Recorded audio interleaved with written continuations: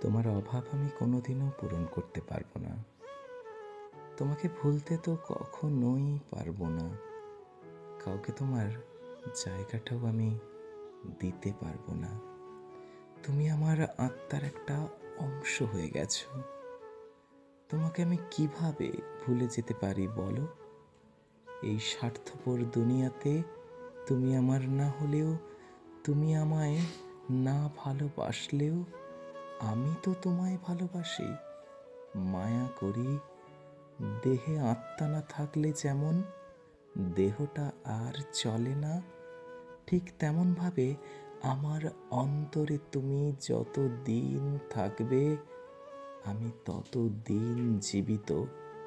যেদিন শুনবে আমার দেহে আত্মাটা আর নেই, সেদিন বুঝে নিও আমি তোমাকে ভুলে গেছি।